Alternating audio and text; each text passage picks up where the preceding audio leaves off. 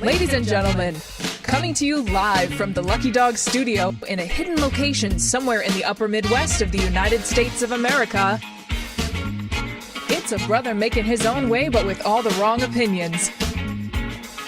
Welcome to the Morning Night Live with your host, the one and only Dawg Knight.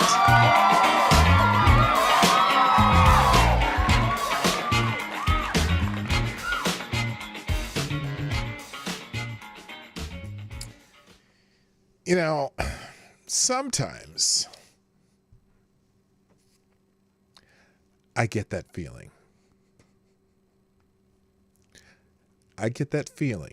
Yeah. Oh, sometimes I get a good feeling, but ain't today. Yeah. Welcome to the Morning Night Live. I'm your host, Marty, also known as Dawg Knight on the internet. Welcome back to the Dawg Knight Channel, where sometimes it takes more than one take to get a show started. And I tell you what, it gets on my very last nerve when this crap happens. That ain't it. The hell did you do there? I'm glad you are making it here if you are. I certainly am not happy with what just happened. Someone said something about 2 days in a row getting the show started correctly, and we almost did, people. We almost did, but it is Friday, free for all, Friday Q&A. Sometimes we just got to figure it out. So anyway, good morning. Welcome to Morning Night Live. I'm your host, Marty, also known as Dawg Knight on the internet. Welcome back to the Dawg Knight Channel on this Friday, the 21st of June 2024, the second longest day of the year, in theory, as the days are getting shorter. Can you feel the summer rumbling down or whatever? I should probably open the new chat over here, but I'm not going to until I give people credit for who was here first in the old chat. So if you're making it here, I was wondering why there was only 6 people watching the show, and because I started the show because I had no indication that the stream stopped. So I'm just sitting here talking to nobody. Isn't that lovely? Now, I don't even know if Rumble is working. Is Rumble working? I'm curious. It may or may not be. Let's see. Let's look over there. It's not giving me a chance to tell you. It is. Oh, well, fan freaking tastic. That's beautiful. I'm glad Rumble's working and now YouTube's working, and let's call the whole thing off. No, let's not. Yes, I see you there, AD. You're the only one there. No, it says there's 3 other people. So, okay, that's good. Anyway, let's just get it going. First, I'll say hi to the peoples, because I'm a man of the peoples. Good morning. First on Rumble, Mr. Avocado Stabby gets the bell. This is the second one you've gotten today. You may not know that, but I do. Also, good morning to, well, that's everybody on Rumble that's showing their face. So if you're on Rumble watching this mess already, just say hi so I know you were here, damn it. All right. First, the chat on YouTube, the original chat, the one that I thought I was talking to earlier. Mr. Jesse Leon gets the bell. Congratulations. Also, good morning to Trippy Liberty. What's up, my brother? Kara Soldiers in the House, Patio Furniture, Green Badger Outdoors, Avocados Diablo again. Also, good morning to Amazing Disgrace. How sweet the sound. You probably already heard this. It was working over there. No, it was off. And anyway, also good morning. Attack Alpaca, number 1, is in the house. Or at least was. I don't know if you're still in the new chat. Now that's everyone who was on the old chat. Now let's check out the new chat because, there's different people. Where's the pop out? There we go. I got to pop this out in the new chat as soon as it pops up. There we go. Hello to my favorite Canadian, Jaeger Ponies in the house. Welcome. Hang on a second here. I gotta get the full chat. Let's see. My favorite Canadian Jaeger Ponies here. Avocados Diablo is already here. I already said Karen Soldier. Jimmy Das Hotep's in the house. Also, Graffiti Bridge, that's a new name in the chat. America is ethnic cleansing #1. What the hell are you talking about? People are killing kids. What it do, P-Dog? Good morning. Well, good morning to you too. But that's a dire message on the America's in ethnic cleansing #1. I don't even know what you're trying to say there. Are we #1 in ethnic cleansing? I don't know what that means. All right. So hopefully people will find where we are, because I had to redo the whole damn thing. If you're looking for the show, you found it, and hopefully everyone else will.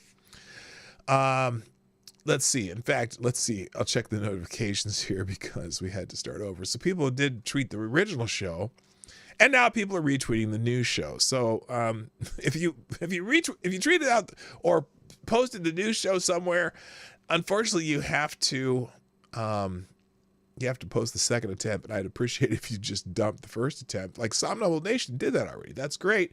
And thank you also to James and Zed the Snarky and Jimmy Das Hotep and for putting out the first show. I do have my cup of the reparation coffees in the best dad ever cup that my son sent me.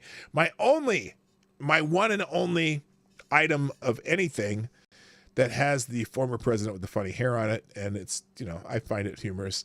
Again, you're really a great dad, the best, really terrific, just fantastic. Other dads, losers, total disasters. Everyone agrees you're the best, believe me. So there you go. I got my one little cup going. So let's go ahead and get into some things. It's Free for All Friday. Let me get the Q&A up too, because Friday Q&A, ask me anything. I'll drop that in the YouTube chat. On Rumble, if you're watching, you can just put a bunch of question marks before and after your questions, which we'll answer. And again, if you've been around here at all, you know that you can ask anything. Now, I'll attempt to answer all the questions, but sometimes it's challenging, and sometimes it's just, well, the word ridiculous comes to mind, but it's still fun. By the way, happy Dinosaur Appreciation Month. I'm getting that out of the way now, since I've already had the glitch, and hopefully it won't kill me. My stream again. Ask me anything. There we go. My typing fingers were not. They had forsaken me. Let's just put it that way. My typing fingers had forsaken me, and I couldn't type in the ask me anything. So we'll do that probably at maybe 10 minutes after the hour. We're going to kind of keep the news short today, even though I do have some things open. But it's also a great day for you to hijack the show, because that's why I call it Free for All Friday. If you want to bring up something in the chat, I'll look it up and we can talk about that. Or if you want to drop a Hamilton in the tip jar via Streamlabs and put an article in, or even if you don't have to put in a Hamilton. That's a suggestion, because I have to pay the internet bill, but you guys have been very generous to me, so I'm not too worried about that. Green Badger Outdoors, I see you found your way back. Nice to see you. So oh shoot, I might have to. Do I have to redo this again too? Nope, articles are good. Everything is here. So we're okay. So let's start with just some of the trending stuff. I didn't put a special day up, but it is Parade Day. Now, what do I mean by Parade Day? Well, it's Parade Day in the city of Boston. The Boston Celtics won the NBA championship, was it early this week? And they're very happy. So they're going to have their victory parade in Boston. If you're a Celtics fan, you are excited because people are out there getting ready for the parade. And this is not a sports program, but, every once in a while I talk about significant sports events. So there you go. Parade Day. Also, celebrity birthday of the day is today. It is Prince William. For whatever reason, all these royals get a lot of love on X, the app formerly known as Twitter. Today is oh shoot, my internet, there we go. The Princess of Wales shared two of the most intimate casual pictures of her family to honor her husband, who has then been there by her side in sickness and in health. As promised, yes, Kate is still not doing well, but anyway, happy birthday, Prince William. I guess how old is he? He's got to be in his Well, he looks like he's about 60. He looks my age, but because that hairline. But I know he's younger than me. Happy birthday, Prince William. Thank you for growing up to be an exceptional human and a purposeful, well-meaning, genuine, caring future king. Thank you for giving a beautiful definition of what it is to live a life of service. Okay, well, there you go. I don't even know how old Prince William is. And frankly, I don't give a shit. I don't give a shit about the royals. They're interesting. Don't get me wrong. They're interesting, but I don't care. F the royals. Hello, number one. I'm glad you made it back. 41? Is that all? Jesus, he looks like he's about 60. He looks, well, it's just because he lost all his hair. And it's interesting that he doesn't, Biden it up or something, throw some plugs or something. Dude, do something with that head. All right, I'm going to keep going quickly.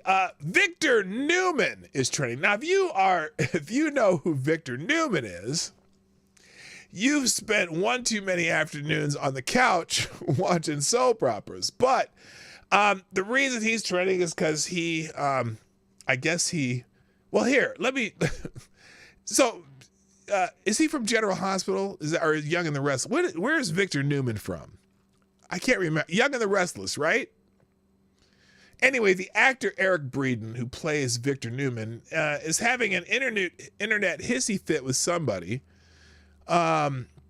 Because some lady said some stupid shit on the internet.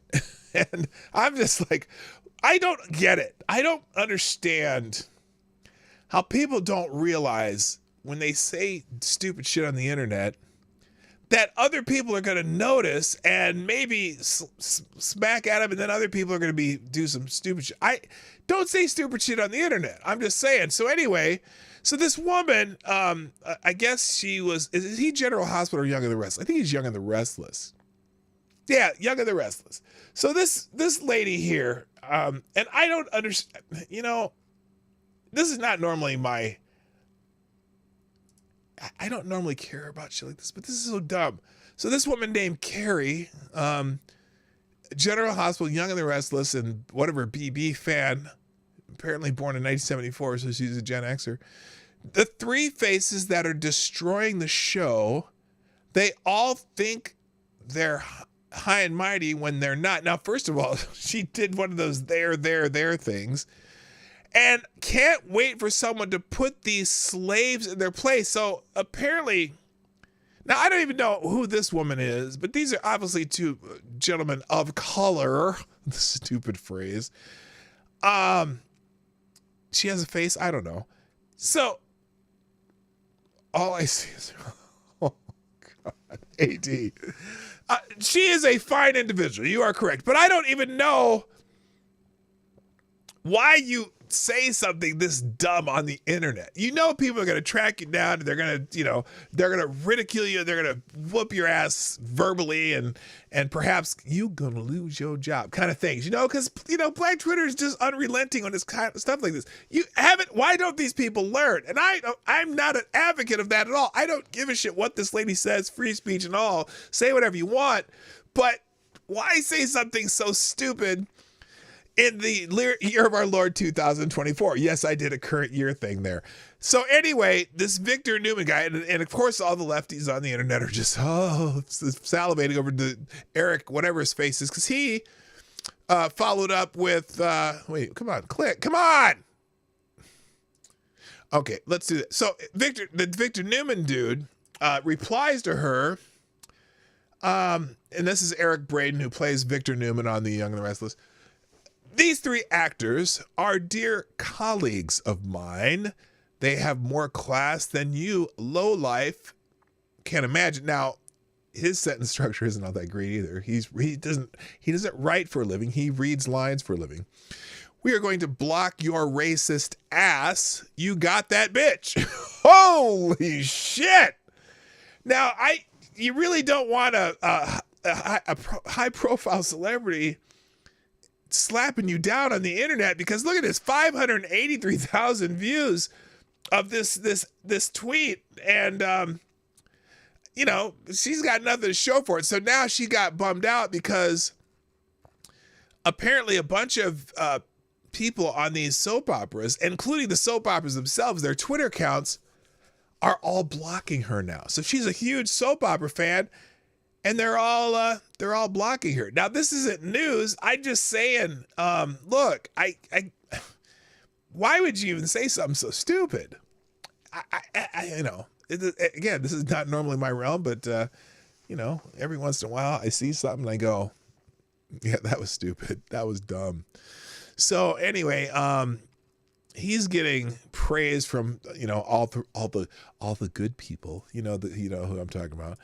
And but here it is. Imagine being a soap fan for 50 years only to get blasted by Victor Newman. Couldn't happen to a bigger bitch, someone says. I mean, damn. So yeah, there's if you scroll enough, you'll find out that she's been being blocked by all the soap operas that she follows and all the actors in soap operas that she follows, and she's very upset. And then even one of these, this is a black Twitter thing. Victor Newman gets invited to the cookout. Oh yeah, that's great. Whatever. So anyway, that's why Victor Newman is trending. A fictional character played by Eric, whatever the fuck his name is. Anyway. Their promotional team probably made the post themselves because nobody watches the stupid show. Well, it's still one of those soap operas that is still on.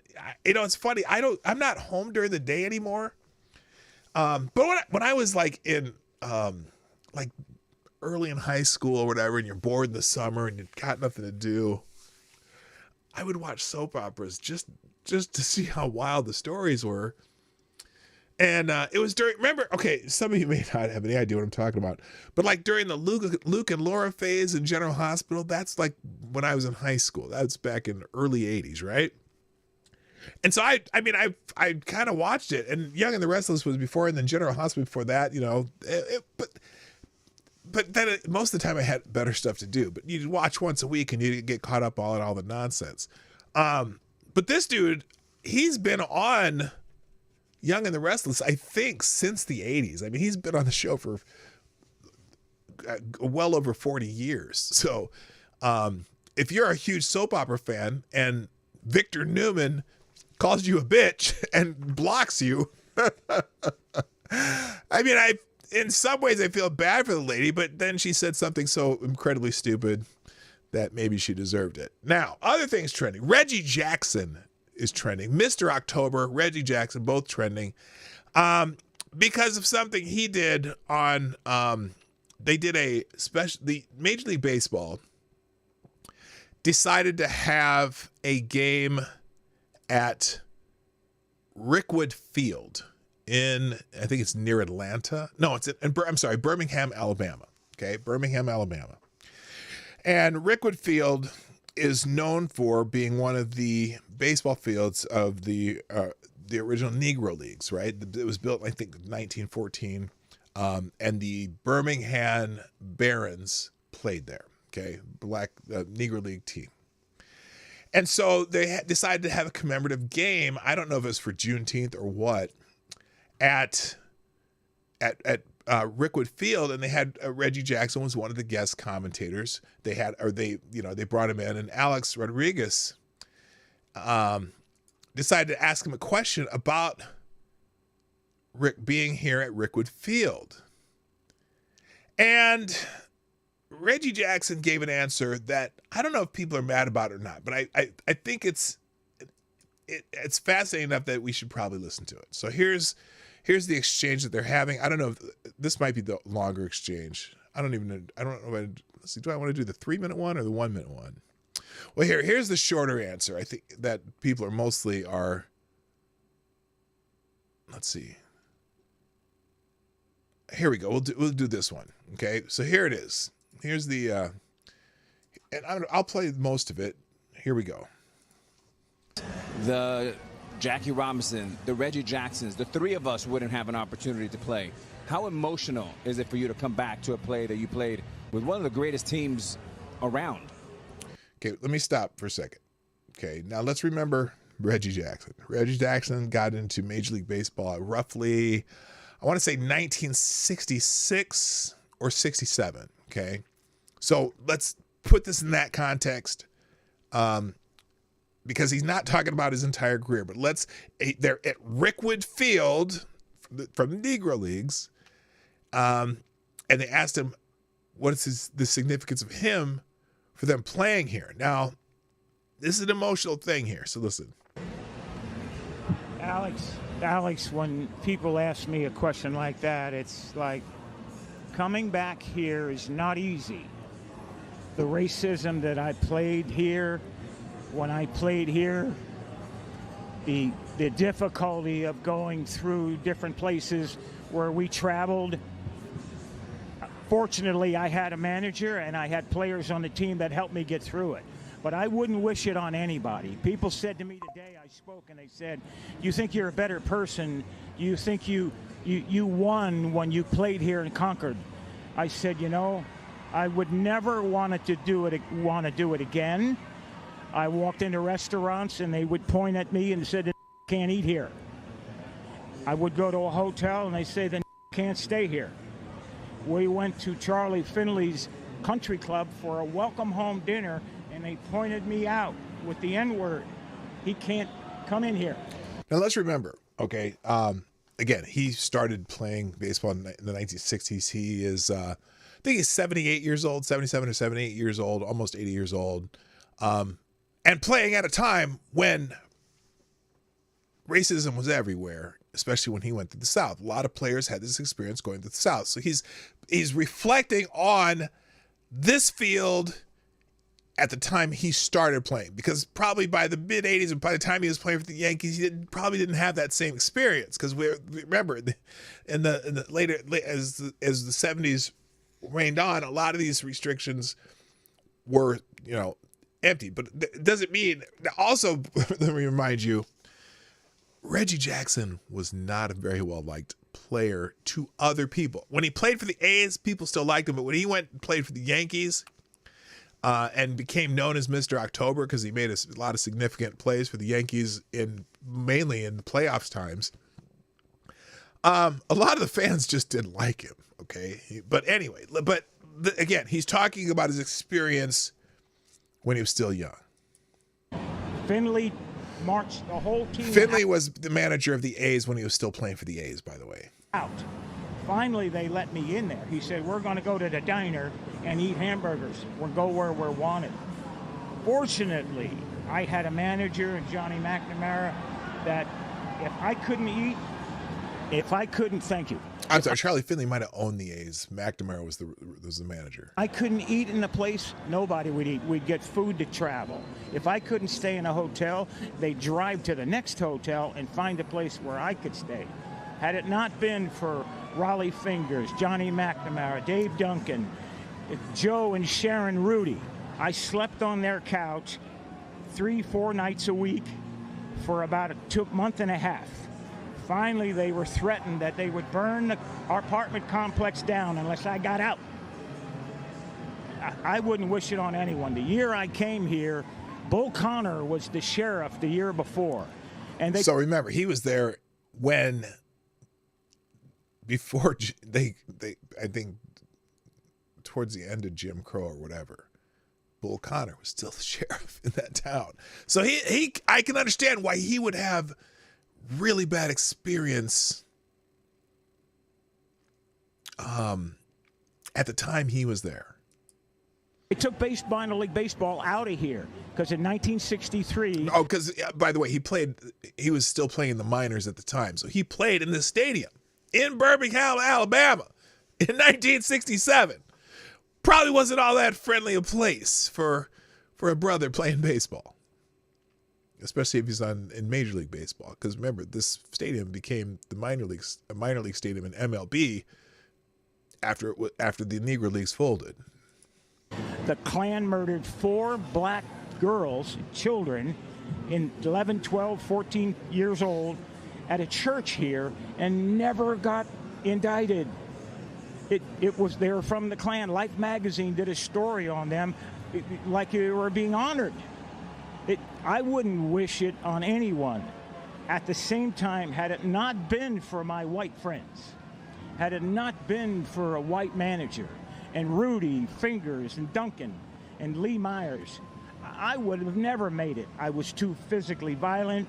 I was ready to physically fight I'd have got killed here because I'd have beat someone's ass. And you'd have saw me in an oak tree somewhere. Reggie, I can't. So anyway, that's why Reggie's trending, and I have no problem with him talking about his experience. I hope nobody else does.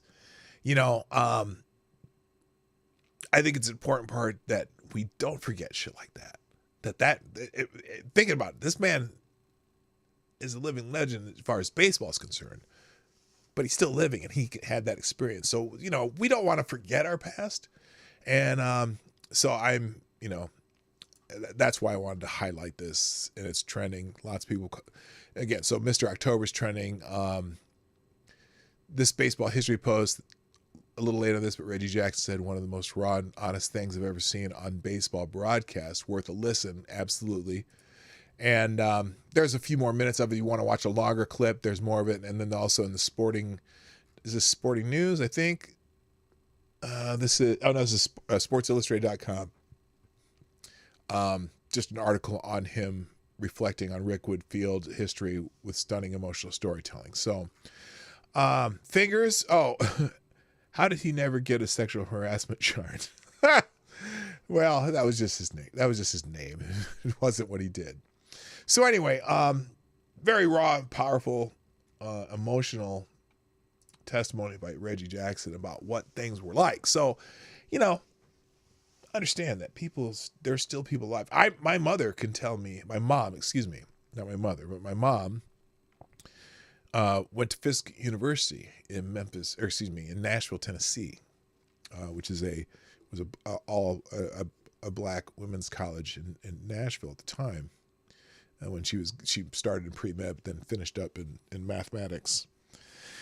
And I mean, she had a few stories about, you know, having to ride in the back of the bus, right? And she told one really good story. So there's this dude, she said he was from Jamaica. He was a student at Fisk, but he was from Jamaica. Big dude, like 6'7", big dude from Jamaica. And one day, you know, he's on the bus, and my mom's on the bus, and she hears this conversation where he's sitting like in the front seat of the bus, and he looks like he's worn out because he's working and going to school at the same time. She knew him, and she goes, there's this one day where someone was getting on the bus, and he's there, and maybe he's lucky to get hurt because of this, but he was just half asleep, and you know, because he was wiped out, tired. And someone gets on the bus, they're trying to tell him to move in the bus. The bus driver tried to tell him to move in the back of the bus. And he just glared at the guy and he said, "Not today, boss." And the bus driver just shut up and kept driving. And thankfully she said that nothing happened to him, but not something that you would normally do. Of course, this is Nashville and not Birmingham, Alabama, but still. But, you know, I'm related to someone who still could tell those stories growing up. So it's not like, you know, we know this stuff happened. A lot of it is just how do we deal with what's happening now versus what's happening then? Because, you know, the world's changed a lot for the better. Is it perfect? No. But, you know, it's important that we don't forget how things can go bad quickly. But also how things have gotten better quickly. Sometimes, some not quick enough, but mostly has. So, all right, moving on. Good morning, Selected Boy. Yeah, boy. A couple other things trending. Robert Winnett. Now, this is a name I didn't know until I looked up what the hell this was.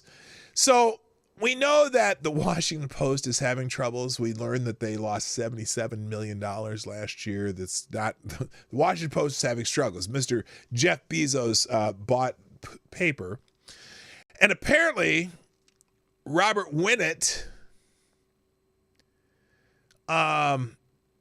who was going to become the new editor, the editor-in-chief of the Washington Post, now will not take the job amid questions over his ties to unethical news gathering practices.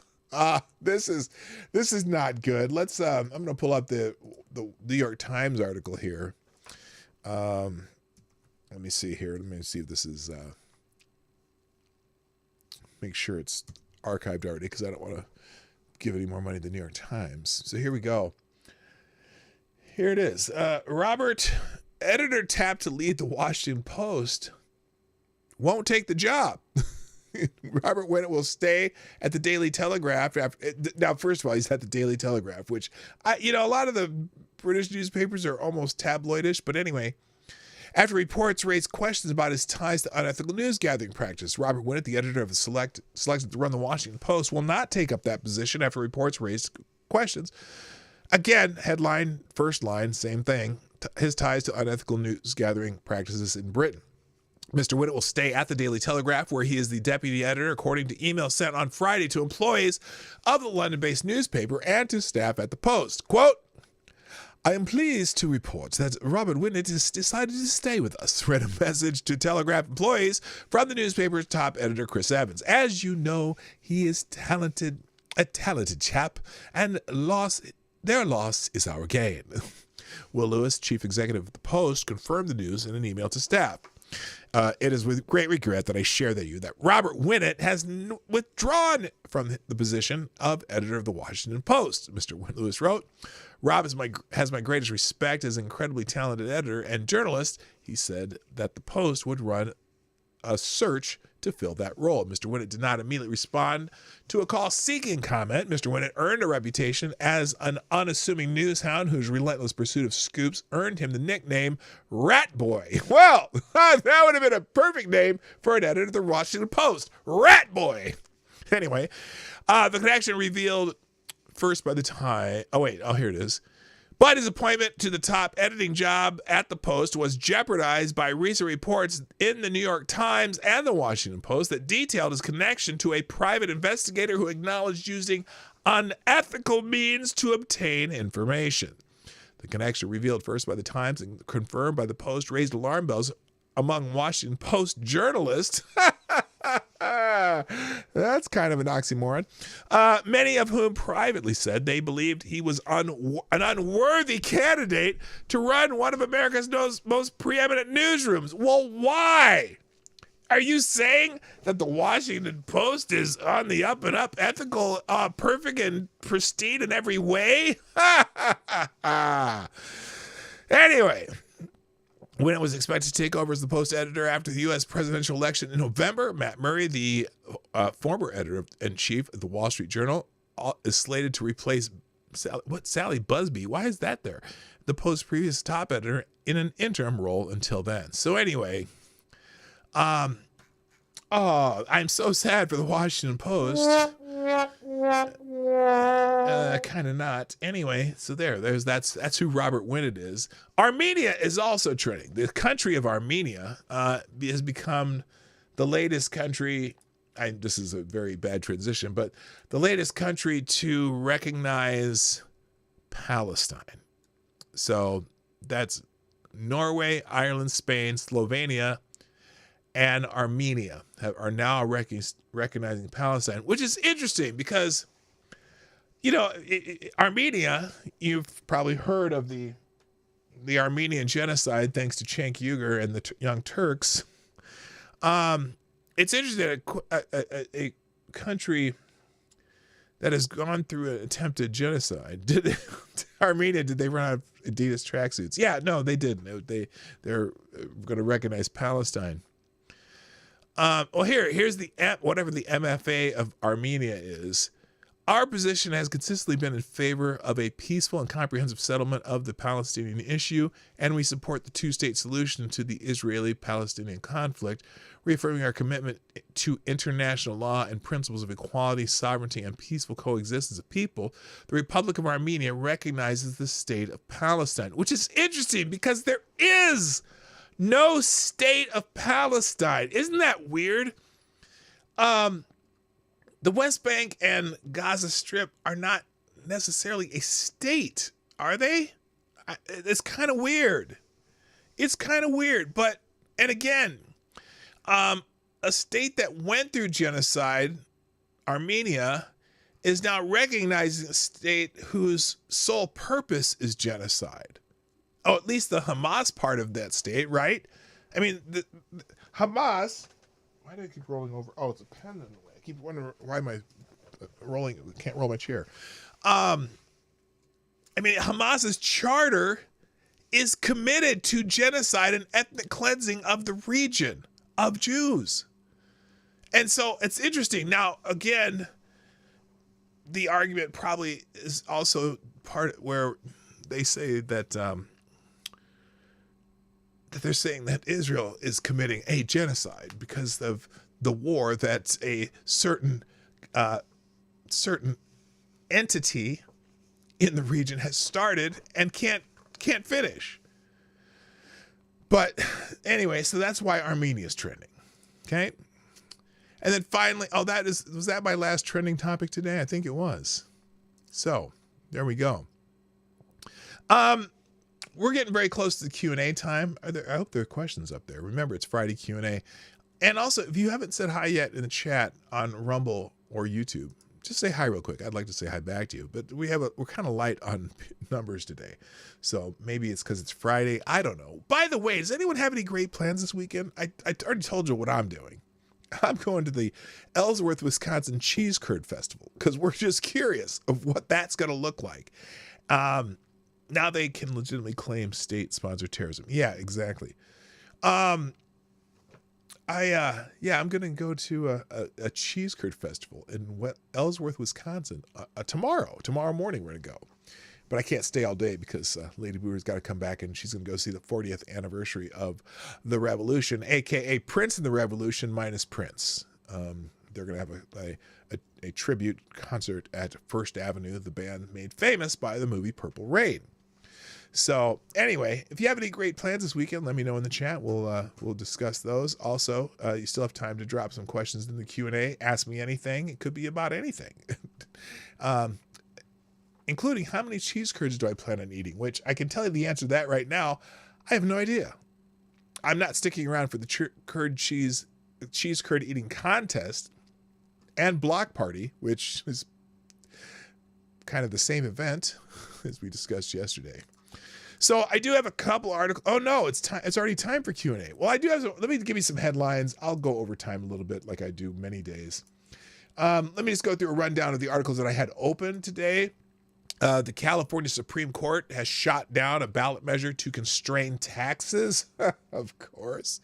California Supreme Court on Thursday kicked a qualified anti-tax voter initiative off November's ballot, siding with Governor Gavin Newsom and Democratic legislative leaders who filed an emergency petition to block it. Initiative backers are decrying the state Supreme Court ruling as an absolute travesty and blow to California's tradition of voters deciding policy through the ballot. So they had a ballot measure that qualified to be on the ballot. Apparently, just I don't know how they were going to restrict taxes. The measure would fundamentally restructure the most basic of governmental powers. The ruling stated the ballot measure would exclude the levying of new taxes from the legislature's control by requiring voter approval for all such measures. Oh no! You were going to require ballot measures to be approved by voters. Oh, the horror!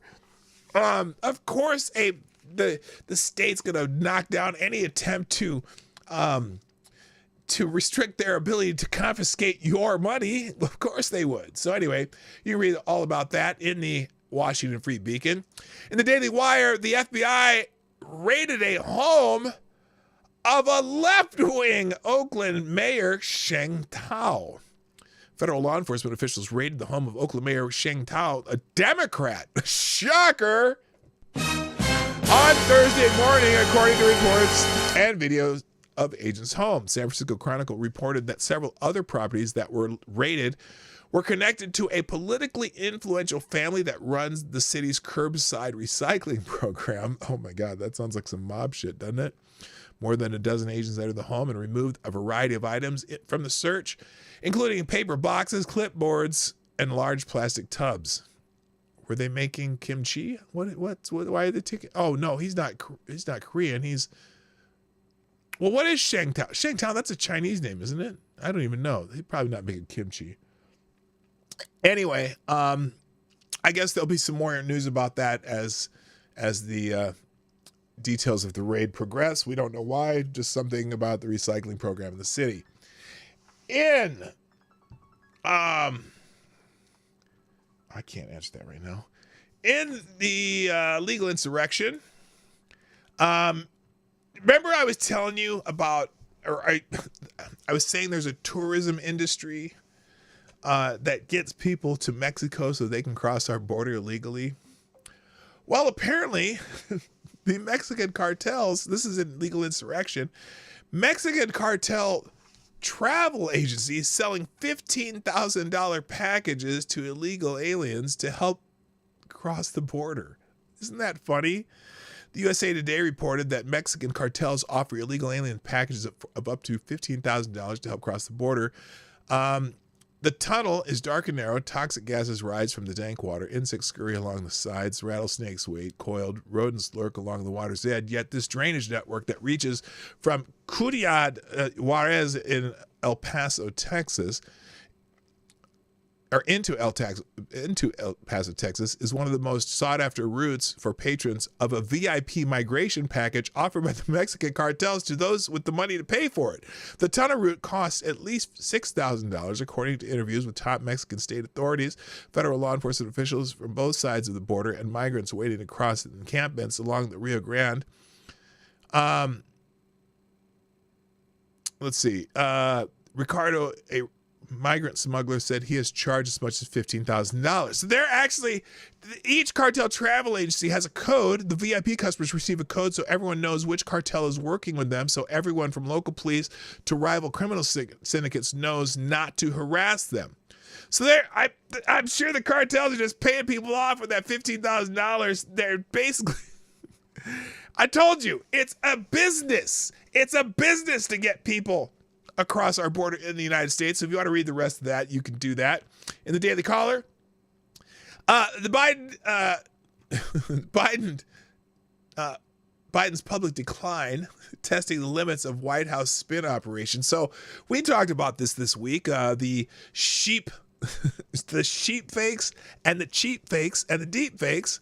White House communications officials have been forced to spend more and more time doing damage control as election season heats up due to President Biden's increasingly frequent senior moments. In the month of June, several clips, interviews, and stories about the president have garnered attention for highlighting the 81-year-old's fitness and gaffes. The White House has rushed to spin each of the incidents, most recently calling the clipped videos of the president freezing and wandering off as cheap fakes and a product of right-wing hucksters. So we watched the CBS report yesterday talking about cheap fakes.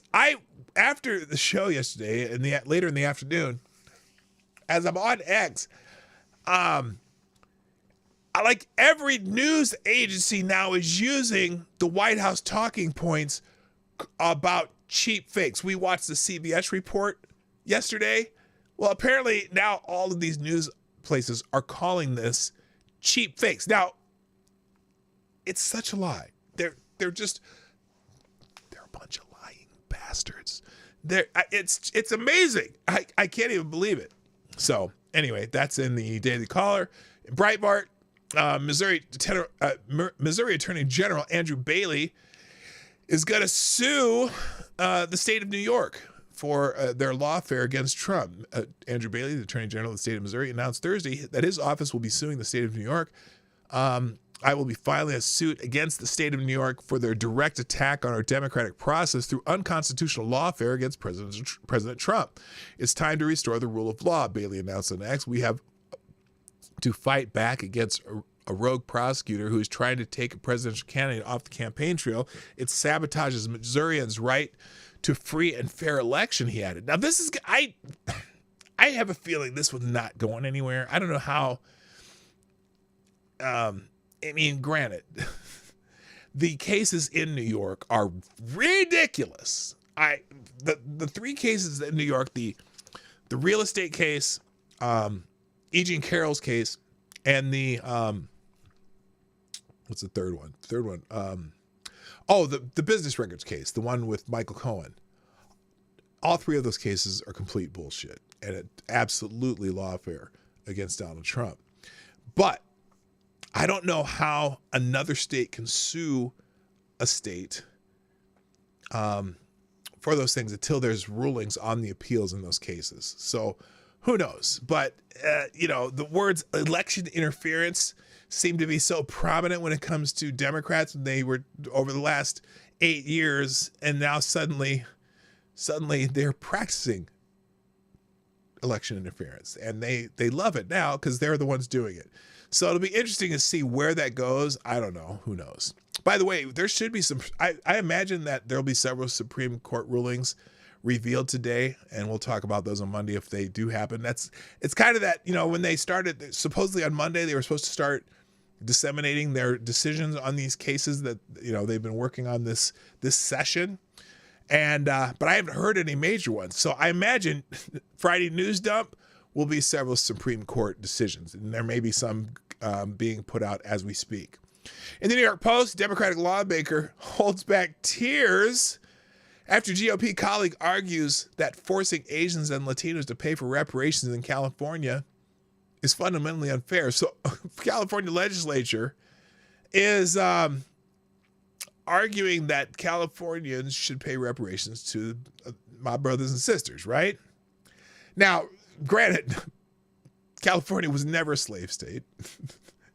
And but they think that they should be paying reparations. So a debate over reparations drove one California assemblyman to tears earlier this month after his Republican colleague argued that Asians and Latinos shouldn't be forced to pay for a measure compensating African-American descendants of slaves. Well, I don't get it anyway. Quote, I'm concerned about the proposal to help facilitate distribution of reparations. Assemblyman Kate Sanchez, who's a Republican from Rancho Santa Margarita. Oh, can I get a margarita? Wasted away again, a margarita. Said during a hearing on a bill that would establish a fund for reparations and reparative justice in the state Treasury Department. Like, because California has all this extra money just to give to people, I'm sure. They'll just tax them, more Californians more. Sanchez noted that some economists estimate that reparations recommended by a state task force last year could cost the state upwards of $800 billion with a B dollars, more than 2.5 times its annual budget of the entire state. To pay for it, you'd need a major tax hike unlike anything this state has ever seen before. She argued, I recognize and acknowledge the painful part of our history, but the pains of our past should not be paid for by the people of today. Sanchez, who is Hispanic, pointed out that more than half of California's population is Latino and Asian and had nothing to do with slavery, discrimination, or Jim Crow laws. She has a point. It's kind of a woke right way to do it, but she does have a point.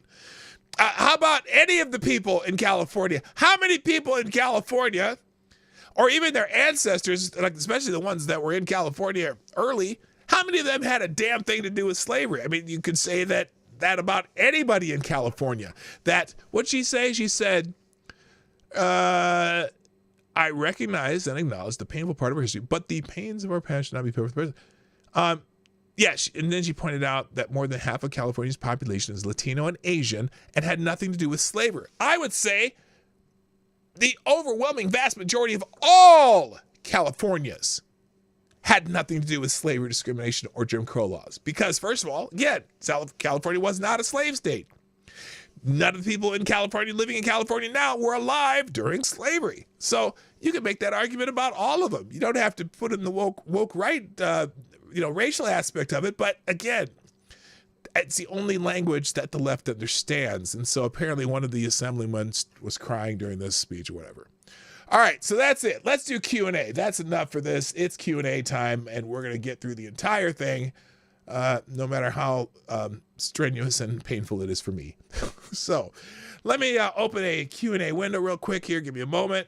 I got to refresh this because I do want to keep the chat open. Is there anyone else here on Rumble? It says there's 5 other people. If you are on Rumble, except for Avocado Diablo, because I know you're there.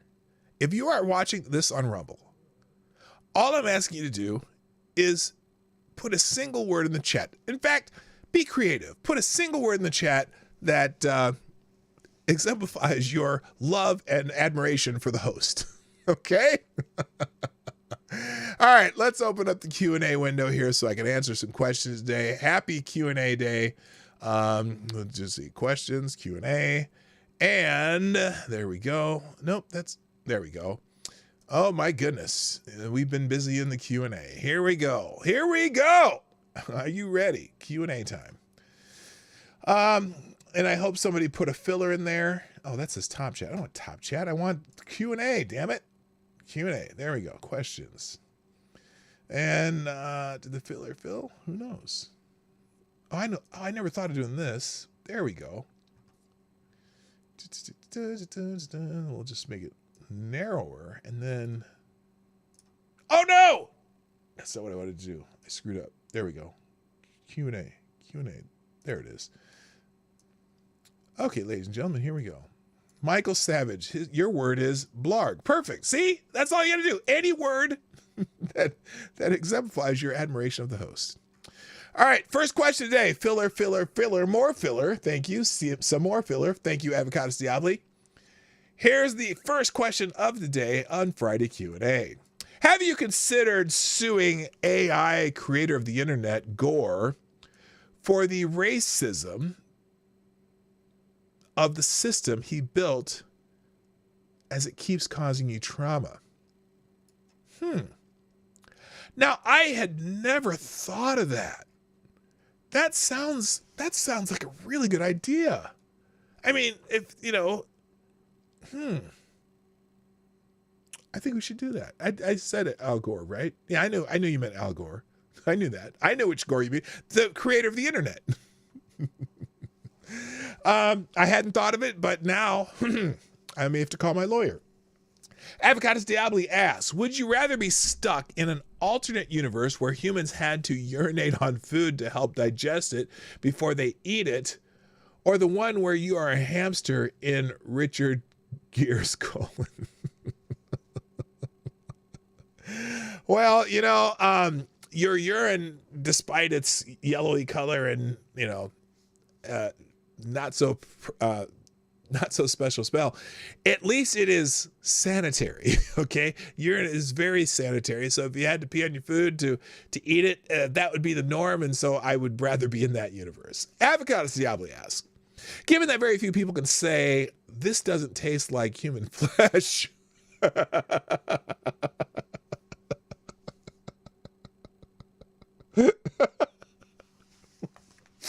oh my God. I had never, ever in my entire life expected to have to read that sentence. Okay, let me try this again. Given that very few people can say this doesn't taste like human flesh, why has no vegan created a vegan human meat substitute?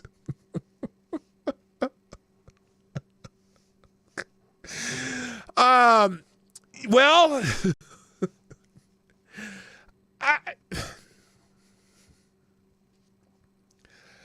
I got nothing.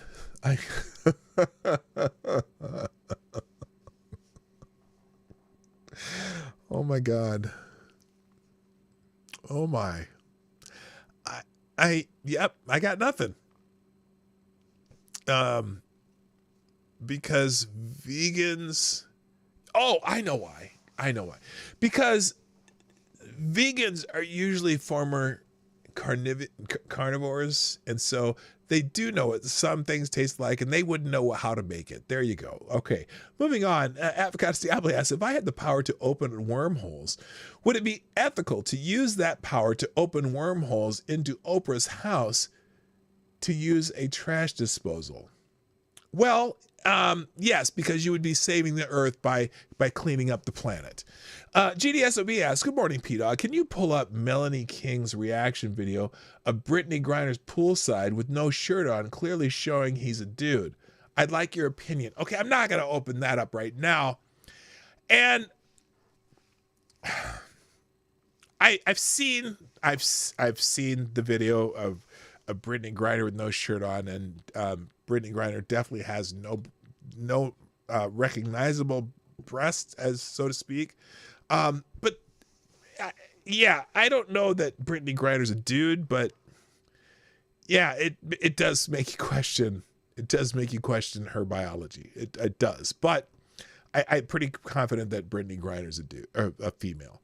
I know she's had medical exams, and someone would at some point in history would have mentioned that Brittany Griner has a peen and she doesn't. So anyway, Avocados Diablo asks, if self-repeating Franken ants offer you something to betray humanity and join their side, what would it have been? What would it have to be for you to take it? Betray humanity and join their side. Offer you something to betray humanity. A case of Klondike bars? I don't know. Okay. Sometimes the questions you ask are very difficult. Avocados Diablo, speaking of back of the bus, does that make any sense to you? Why would you put the people you are pissing off behind you where you cannot see what they're doing? You know, that's a good point. I mean, if I'm in a dysfunctional place in anywhere in the world or whatever, and there's some people trying to oppress me, but then they want me to sit behind them, I might carry a couple bricks onto the bus. Anyway, good question, and I think they're stupid. They were stupid. Anyway, and now it's funny because everyone wants to sit in the back of the bus. It's really strange. Anyway, Avocados Diablo asks, if you were a soap opera character, what would be your insane storyline? Evil doppelganger, pregnancy, abducted by revolutionaries in a Central American country, or something even better? You know, I do like that, abducted by revolutionaries in the South American country. Except, I don't know. What would my craziest storyline be?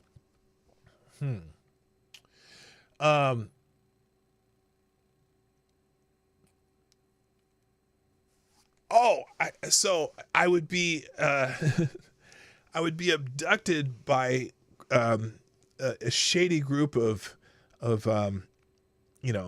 unknowns, right? And would be forced to work in a secret Tesla factory, making Tesla motorcycles. I don't know. That was really bad.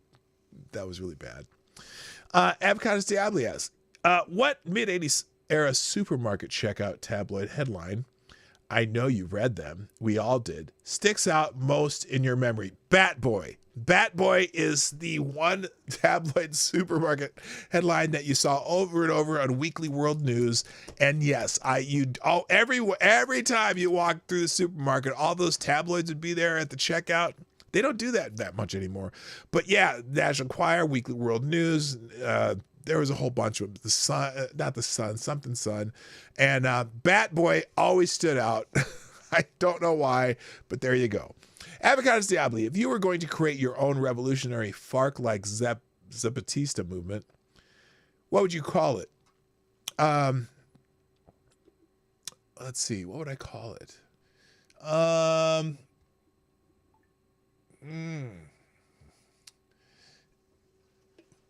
P-Dogalicious? I don't know. I'm not so sure. It says, I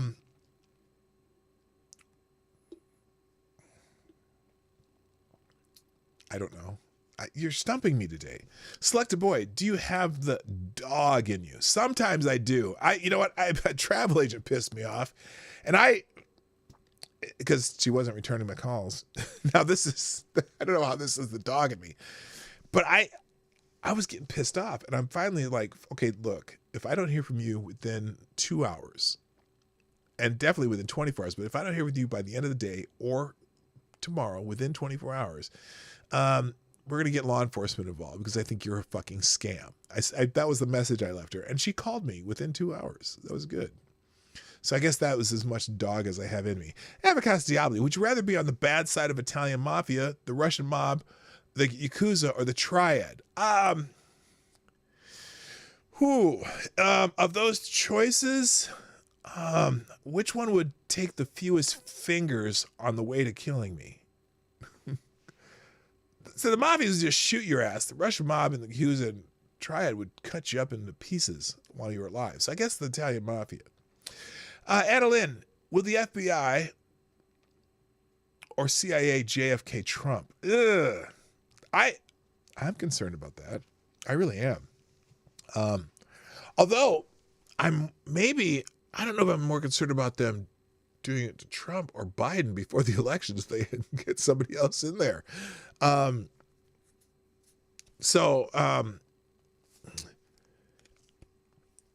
an interesting question. I think at this point in an information age where everything leaks, I think that they would get caught if they did.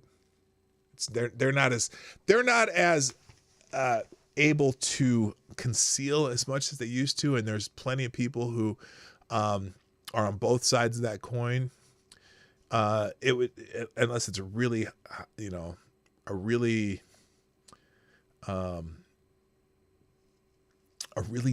deep state operation. Avocado Diablo, are you honestly surprised the phrase cheap fakes is all over the news now? If so, want some prime swampland? It even has a bridge. Well, here's the thing. It's not that I'm surprised. But maybe I'm mildly surprised at how quickly it went out in the wave. Okay. I thought the wave would gather a little more and it would go out. Literally, the very next day after that press conference, even the evening of that press conference, major news outlets were using that phrase and even defining it. And obviously none of these things are fake. They're all real things and they're interpretations. And so the fact that that I saw at least 6 news outlets make that story prominent because they're not fakes. And they know they're not fakes. And they know by using the word cheap fakes that they are lying. Okay. They're lying through their teeth to make people think that these are not real. And everyone sees it. It's not like, forget your lying eyes, All right. I'm sorry. Select a Boy says, do you know you have soul like James Brown? Hey! Do I? I feel good. I knew that I would now. I feel good. I knew that I would now. Avocado Diablo says, seeing as how the first debate is coming up, what would you be actually surprised by if it happened during it? Something you think couldn't possibly even happen. It would surprise me more if there was something that didn't happen. Okay. It would surprise me more if Jake Tapper and Dana Bash didn't argue with Trump during the debate. That would surprise me the most. If they just shut the fuck up, ask questions, and let him answer questions. If they do not argue with him at some point during the debate, I will be extremely surprised. The other thing that I would be extremely surprised about is if they didn't give Biden enough Adderall and he actually fell asleep in the middle of the debate. That would actually surprise me because I think they're going to have him hopped up like a motherfucker. Okay? Select a Boy. What do you get from a lot of TV? Fuzzy eyesight and nowadays a lot of gay propaganda. I mean, everything's gay. There has to be gay on every TV show, and it's almost a rule now that especially fictional TV, there has to be something gay in it, or it doesn't count. It doesn't get on air. Avocado Diablo, since no one else is going to so I got it. Since someone else is going to ask, What is for dinner? That's a good question because Lady Boomer and I went to a ramen place last night. Oh my gosh, it was so good. There's a little hole in the wall ramen joint up by the grocery store, and man, I had this spicy red curry ramen with crispy chicken in it, and it was so good. But that's not going to be tonight. Tonight, it very well could be just a bag of pistachios while we're watching K-dramas, because I don't always eat dinner. I eat lunch, I eat breakfast every day. I make breakfast just before the show. That's sometimes why I'm late, because I'm making breakfast and I have to eat. I have to eat before the show. I don't know why. But dinner doesn't always happen, because sometimes I just don't like to eat after a midday meal.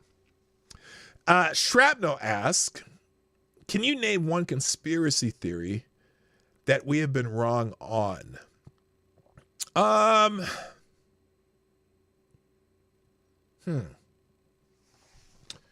Let me think about that. One conspiracy theory that we've been wrong on.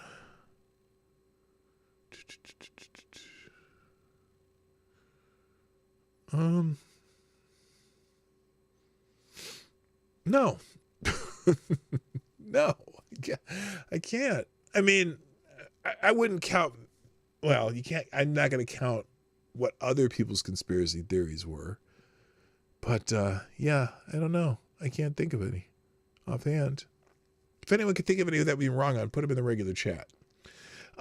Selected boy, was Sherry Lewis a nice lady? Good question. I don't know.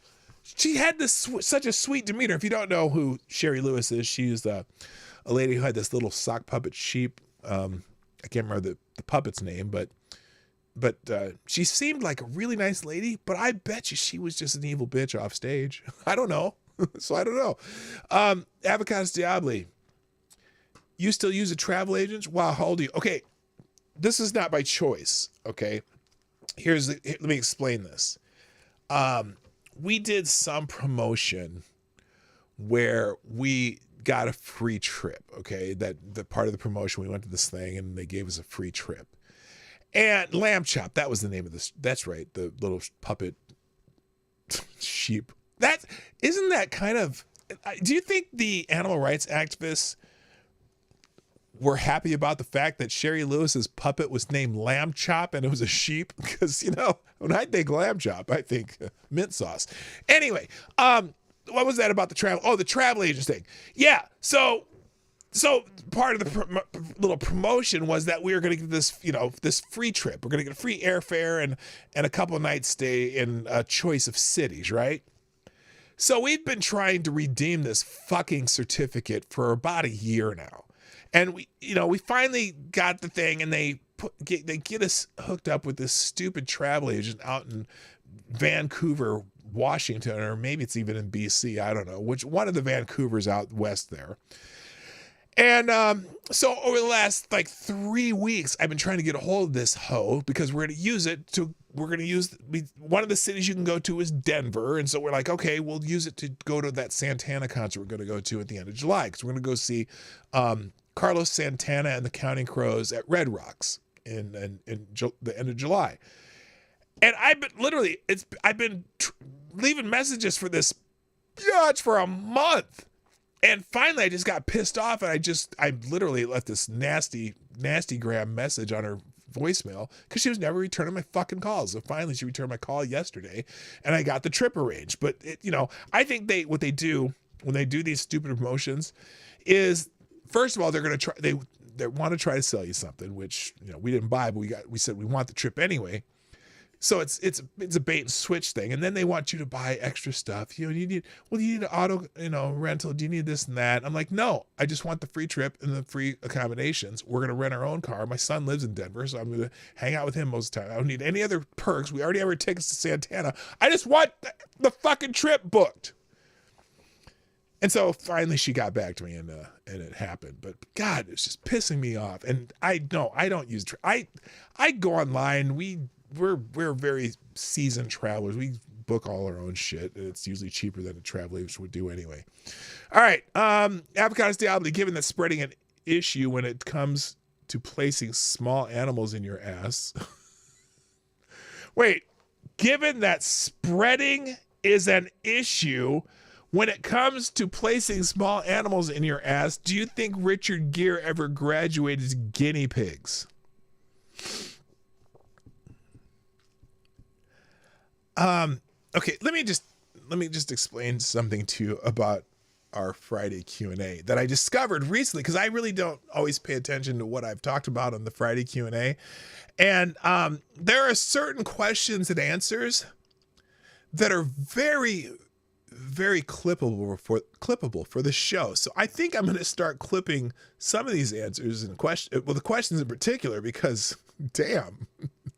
And putting them as standalone videos. By the way, y'all, if you could help me too, anytime that there's something on this show where you think, oh, that would make a good standalone, I don't even care.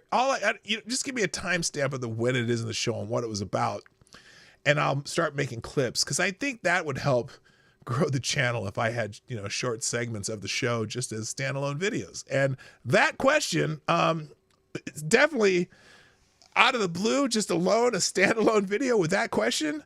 That'd be amazing, because it'd be a what the fuck moment, but So anyway, I think he's up to badgers by now. Well, yeah, amazing disgrace.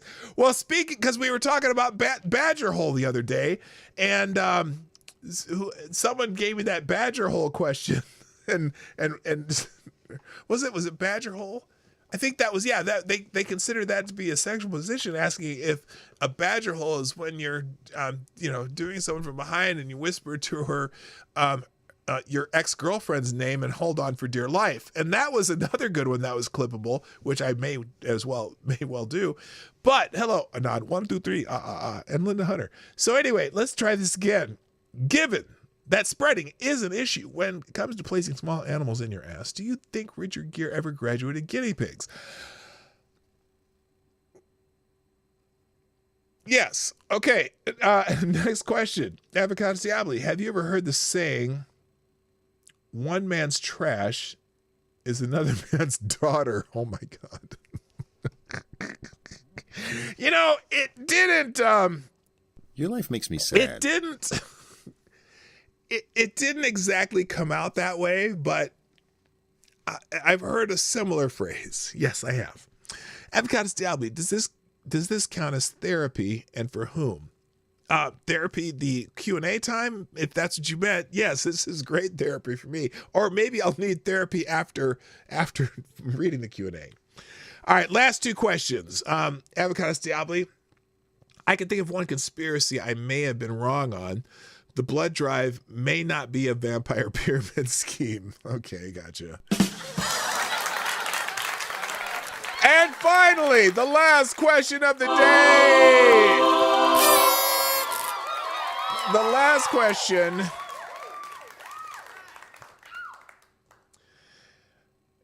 Maybe you should skip dinner. Leave some room for cheese curds. Yes, that's exactly right. Thank you, Avocados Diablo. You're 100% right. And ladies and gentlemen, that concludes today's Friday Q&A. And thank you, ladies and gentlemen. I gotta go. I hope you had fun today on the Morning Night Live. I certainly did, with Q&A especially. And there is a good chance I will be streaming tomorrow night, just random stream, but don't hold me to it, because I might randomly do something else. But Lady Boomer's going to be at a concert, and I'm like, what am I going to do? I could clean the house, but we've been keeping it pretty clean lately, so I don't have to do that. Who knows? I'll probably stream. But thank you for joining today on the Morning Night Live. I hope you join me again. If you're new here, hit the like button before you go, share the stream, and sponsor the show, Dawg Knight Live, every once in a while, or on Super Chats or Rumble Rants. Thank you to the sponsors from past and present and future. I got to go. Have a great weekend. My name's Dawg Knight, and I'm out of here. Bye.